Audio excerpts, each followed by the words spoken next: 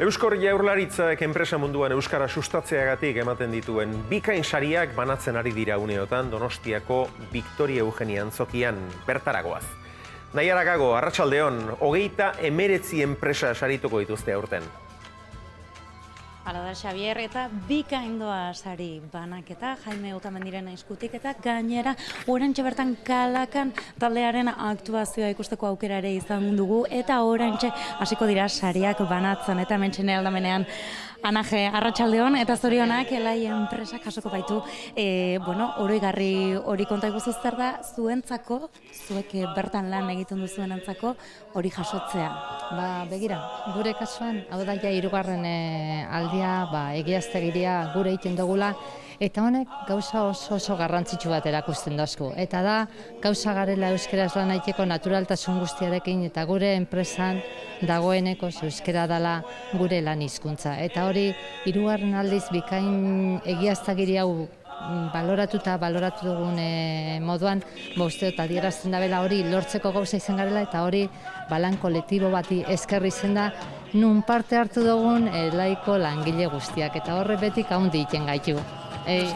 Inorraz fixan hartzeke, baina, posik. Noski harro egon behar zarete, noski baiaz gainera zuek badaukazue proiektzio internazionala, bai Mexikon, baita Txinan ere, eta tamalez, gauden garai hauetan, badaukagu tendentzia batzuetan gaztelaniara jotzarena, eta zuek tinko eutsi diozue euskarari. Konpromezu handia daukazute ez da. Bai, baina eutsi baino, nik esango nuke guk euskera zeiten dugula, eta gure burdira etorri den guztiak, euskera baitaren naturaltasuna sartu da, bela. Orduan, azken batean gu joan izenga Mexikora, gu joan izenga Txinara, orduan, haiek ere lankidea dira, eta orduan haiek ez dute danak euskera ikasiko, orduan gu ere moldatu beharko dugu eurekin, euren hizkuntzetan, baina geuria antzuelan behintzat euskera izanik, eta hortaz, posigare, eta nolabaitean honek erakusten dozko hori. Urtea etorri gure mailari eusten dotzagula, eta ja naturaltasun hori nolabaitean bertan erantzula. Eutsi, Anaje, mila esker gurean izateagatik, eta orain Kalakaneko hemen aktuazioa eman duten irudi horiek ikusiko ditugu. Aurrera, bihar arte, Xabier, raio!